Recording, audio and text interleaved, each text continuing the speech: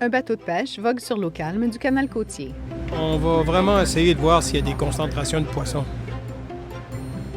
Nous sommes en mission à Quinut, dans la chasse aux œufs de hareng.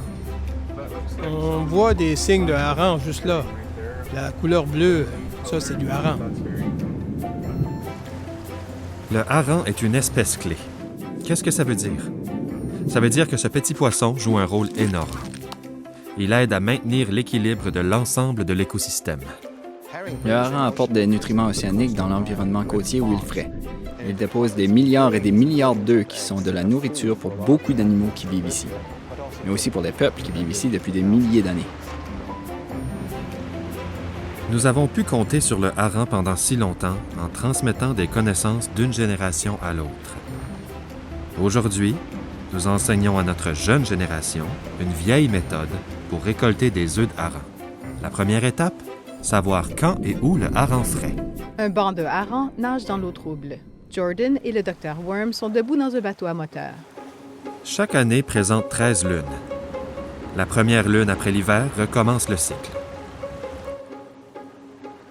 C'est pourquoi le printemps et le début de la fraie du hareng marquent le nouvel an Haysock.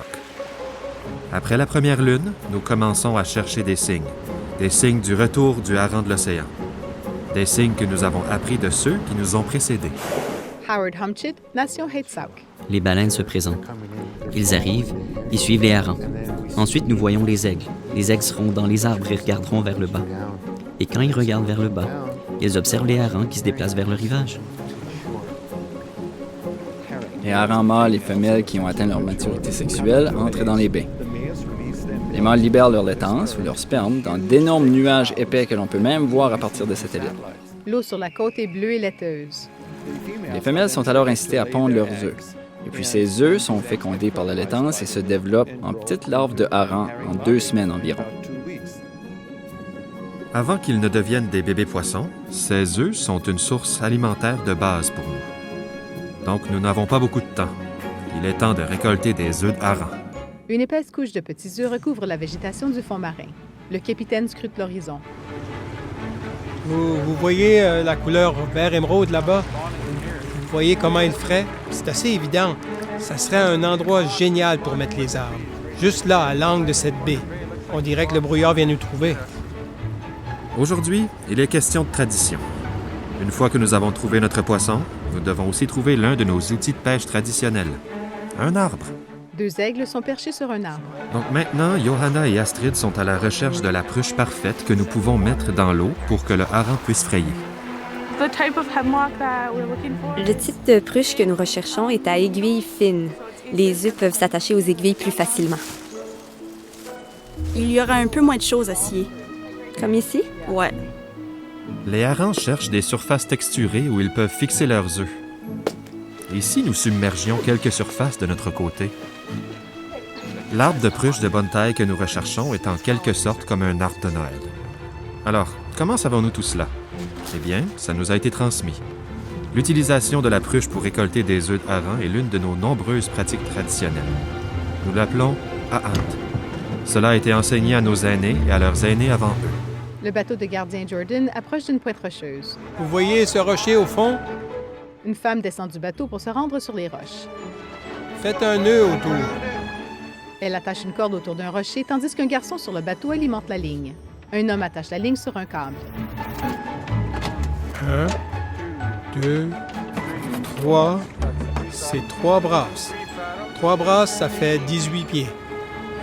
Ça va descendre vraiment profond. Une pruche est abaissée dans l'eau à l'aide d'une corde. Des beaux arbres. Vraiment des beaux arbres. On a enfin des arbres dans l'eau. Wouhou! Maintenant, on attend que les harengs fassent leur part. Plusieurs arbres sont descendus au fond de l'eau. Le bateau de pêche arrêté dans la baie bouge au rythme de l'eau. Et après 2 jours, notre prochaine génération de pêcheurs de Ahant revient pour terminer le travail. Un arbre est remonté hors de l'eau et une branche est coupée. Wow, c'est vraiment lourd. Elle est recouverte d'œufs. Wow! Le Ahant n'est pas aussi commun qu'autrefois. Mais nous travaillons dur pour maintenir ces traditions. Ça fait partie de notre identité. De plus, c'est encore assez populaire, et pour de bonnes raisons. J'adore les œufs de hareng. C'est comme ramasser des baies. Une pour le bol, une pour la bouche. Tu le manges direct de l'océan. Vous savez quoi? C'est justement de ça qu'on parle. C'est la connexion terre-océan. Pas vrai? Ça goûte comme la forêt. Oui, vous avez la forêt et la mer en un seul produit. C'est génial. L'océan soutient la terre, et la terre soutient l'océan. Et chaque génération soutient la suivante. Chacune émergeant de celles qui l'ont précédée, comme des branches poussant à partir de l'arbre original. Des branches d'arbres bougent sous l'eau. Des rivières s'étirent dans les terres. On apprend en regardant. J'ai regardé mon grand-père, j'ai regardé mon père, mes frères aînés, mes oncles, mes tantes. Je les ai regardés traiter et travailler le hareng.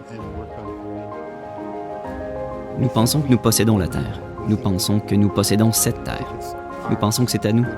Alors qu'en fait, cette terre appartient à Nathan et aux enfants de Nathan. Nathan est le plus jeune fils de Howard. Il aura 3 ans en mai et il en est déjà à sa 4e saison sur l'océan. C'est comme ça.